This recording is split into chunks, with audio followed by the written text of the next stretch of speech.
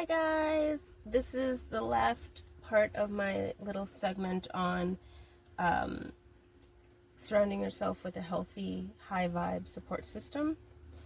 So this is one that is near and dear to my heart. This is one that I found I was still attracting people who did this several years after the whole ending of the 5-year friendship, and she was the nexus of my friend group in Florida, and I lost all of her friends along with her when she left, even though she ended up alienating. I couldn't think of it on the other one. She ended up alienating all of her other friends. This is what I heard. This is what I had heard, is that she alienated all of her friends, and I was just the first one because I was the only one to call her out. But anyway, she's the kind of person where I remember being around her dining room table. We used to do game nights at her house, and she said something out loud about herself. She said something, and I'm not going to say what it was because it doesn't matter, but it was something that would have been like positive about herself that was clearly not true. Clearly. And she's like, I so-and-so yada yada. And I looked left, and I looked right, and every person at the table just went,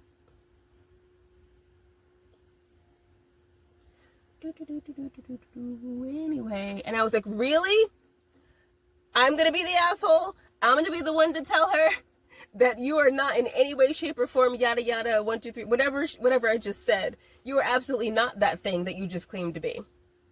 Remember, there was another episode where I was like, if you are a thing, you generally don't have to say it out loud. If you're a good person, you don't usually hear good people going around saying, I'm a good person, right? So if you have to say something positive about yourself, particularly if you're surrounded by people who go like this, and it is pure silence after you say it, bitch, you got the wrong bitch. No. Absolutely not. So I was like, come on guys, I can't be the only one. I can't, like, because all she's gonna do is look at me and be like, oh well, you're a fucking bitch. Because it's like, no, you just don't know yourself. You're not self-aware, because every single person at the table, I can tell, agreed with what I said out loud, but nobody wanted to say it to you. Anyway, the point is, this got off the rails very quickly. The point is, it's near and dear to my heart, because even after that friendship ended, and I thought that I had like gotten over attracting people who were just fucking mental when it came to like understanding their own emotional universe, I attracted another friend who did not understand her own emotional universe, but it took a while to bring it out. It took a while for me to see through very specific experiences, like, oh, I'm in trouble. Oh boy. Okay, so this friendship has an expiration date too. Great. So what happens is, it's really important when you bring people into your life, or when you're deciding if you're going to let the ocean pull them off your beach, if you're going to give them back to the universe and let the tide remove them from your beach, or if you're going to keep people who the universe brings to your beach when the tide comes in, right? It's really important to be able to distinguish these two kinds of people. There are people who are able to change their feelings to fit reality, which is very similar to something else that I talked about in an earlier episode. It's similar to holding on to feelings despite getting new and challenging information. It's very close to that, but it's a little bit different. There are people who can change their feelings to fit reality. Those are the good ones. Keep those. If everything else about the relationship is also good, and they have this too, like, you're doing okay. There are people who change their feelings to fit reality. And there are people who change reality to fit their feelings. That's them. I know exactly who that is. I didn't have a way to describe it. I just knew that they was fucking crazy. But now I understand. Everybody's got somebody like this in their life. And if you don't, you lucky. No, actually, if you don't, it's you. Right? Everybody's got someone who changes reality to fit their feelings in their life. And if you look around and go, nobody in my life. Well, the bitch, then it's you. Because this is very prevalent. I'm not exactly sure how or why we got to this point psychologically when it comes to just the evolution of man, how we got here. I don't know how we got here. It must have helped us survive, right? It must have helped us survive. Not anymore. But at some point it must have helped us survive, to be delusional.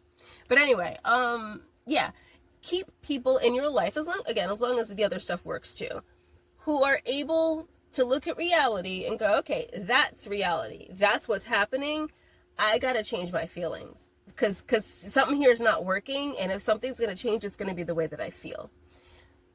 The people who do the opposite, they dangerous.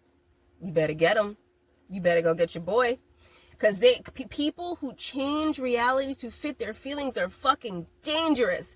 Because those are the same people who will go out and hurt other people and feel justified in doing it. Okay? They're fucking crazy. All right? People who are like, well, I have a feeling, and what I'm seeing in the world doesn't match that, so I'm going to change what I see in the world so I can keep my feelings, because my feelings are just so special. And lest we not forget, they're always right, and they're always good, because they're mine. Because my feelings and my thoughts are always right and always good. So anything that is different from that is clearly bad and evil and not right. So yeah, just please don't be that person. Also, when you recognize it in other people, call it out, don't call it out. I don't know, depends on your situation. Sometimes calling it out makes it worse. Sometimes maybe if you have an intervention, maybe if you get a whole group of people around who all have stories together, and you just bombard that person with their delusion and be like, look, we can't have you be delusional around us anymore. You're going to have to pick, be delusional by your damn self, or have family and friends and start changing your feelings to fit reality, because everybody here is tired of you living in a different reality than everybody else lives in. But yeah, so that's a really, really important one. And that's one that can be subtle, or it can be like really in your face. And once it hits you in the face, you can't unsee it. Like once you see that, oh, that bitch changing reality, that bitch is literally just lying, in denial, making up shit, changing shit to fit their narrative, leaving stuff out of the story, like telling the part of the story that proves their point or that goes along with what they already believe, and leaving out the part that would contradict that. We all know people who do that. And again, if you don't know nobody who do that, it's probably you. Anyway, okay, so this is going to end this part of the series on a healthier support system. Yeah, we did it. We got to the end. I am parched and I have a headache. All of my joints hurt. My entire right side is swollen. I don't know if you can see my cheeks. You see these like jowls? These jowls are not because I'm getting old, although I am almost 40. These jowls are literally because my jaw muscles are so swollen and so inflamed that it looks like I have chipmunk cheeks. It does make me look a little bit more youthful, but I don't like it. It casts a weird shadow. My aunt is outside. Oh, wait, hold on. I clearly don't know my car because I rolled down every window other than the one I was supposed to. I was like, this one? No. This one? No. I was like, what? Because my brain doesn't work anymore.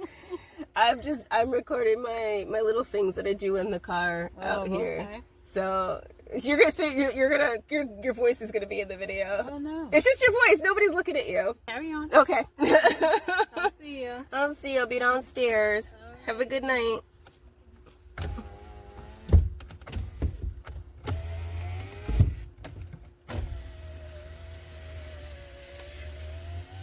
And all the windows are back up. Okay, so that was fun. My family has fun. Okay. This concludes this part of the TED Talk of the no, I can't. My brain isn't working. I can't think of something that rhymes with TED that I can say instead of TED Talk. No, not bed talk. Ooh, maybe that'll be something else. Not in the car though. All right, guys. I'll see you later, or you'll see me later. Bye.